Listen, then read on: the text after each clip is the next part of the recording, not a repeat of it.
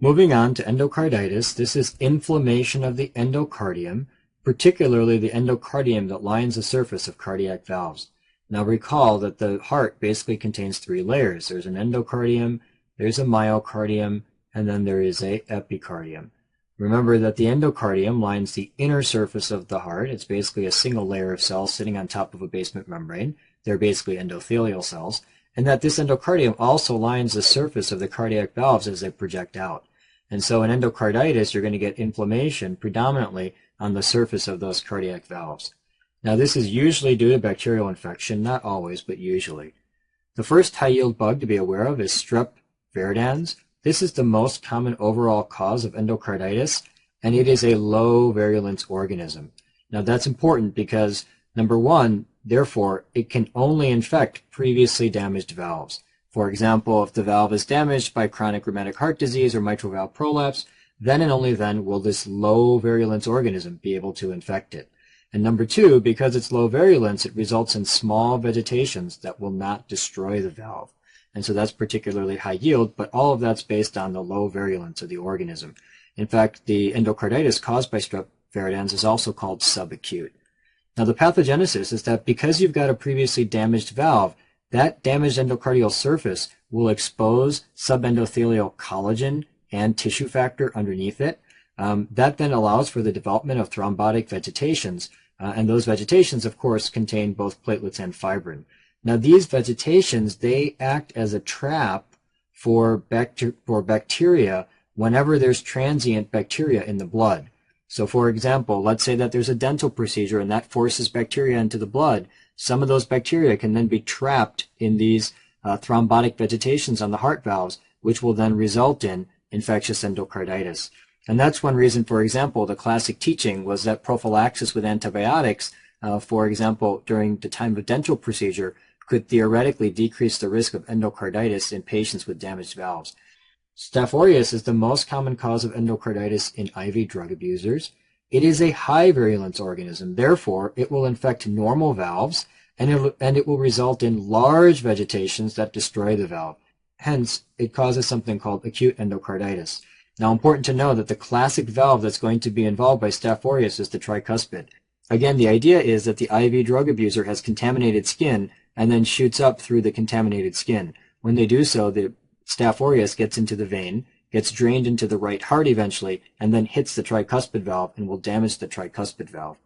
Here's a picture of Staph aureus endocarditis. You'll notice that these are very large vegetations sitting on the cardiac valve, and of course this is also called acute endocarditis. Staph epidermidis is important because it is the key bug that causes endocarditis of prosthetic valves, so that's the high yield there. And Strep bovis is important because it is the key bug that causes endocarditis in patients with underlying colorectal carcinoma. Now this is very high yield for board exam purposes, even for clinics for that matter. If you have a patient with endocarditis who ends up having endocarditis due to Strep bovis, the next thing you need to do is check for colorectal carcinoma. And so that's a particularly important association for board examinations. Now it's also possible to get endocarditis with a group of organisms called the Hayseck organisms. This word basically represents the key organisms that can cause this type of endocarditis. They include Haemophilus, Actinobacillus, Cardiobacterium, Eikenella, and Kingella. And the key thing about this endocarditis is that it gives you endocarditis with negative blood cultures. And that's, of course, because these organisms are particularly difficult to grow.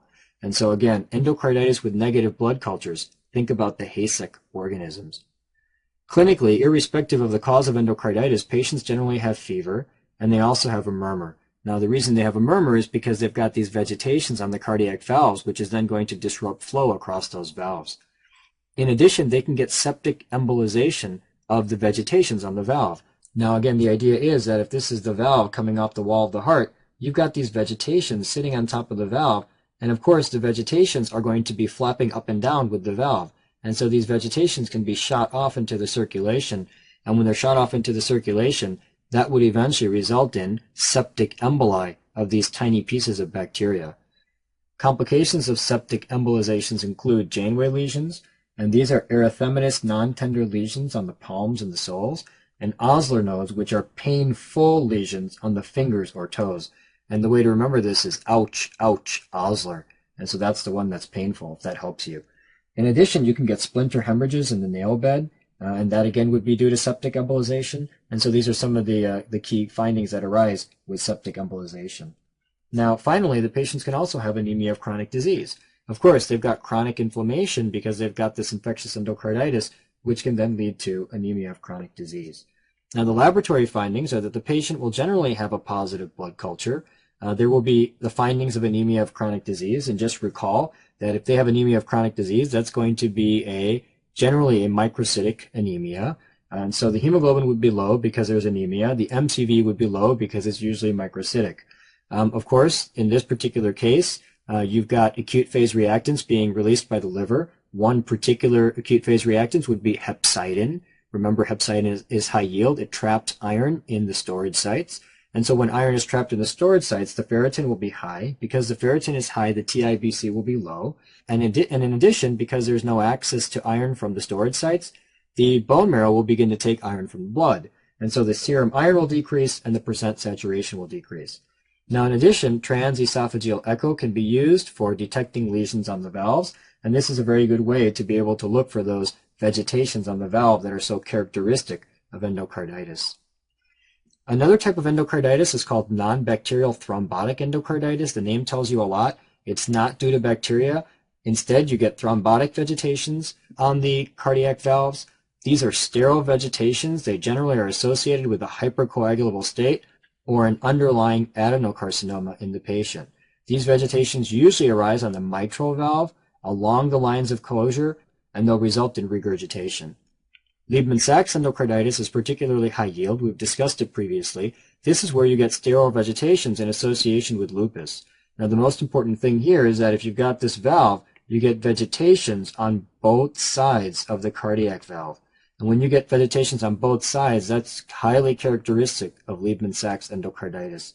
Again, it usually involves the mitral valve, and it's going to result in mitral valve regurgitation. And that completes our section on endocarditis.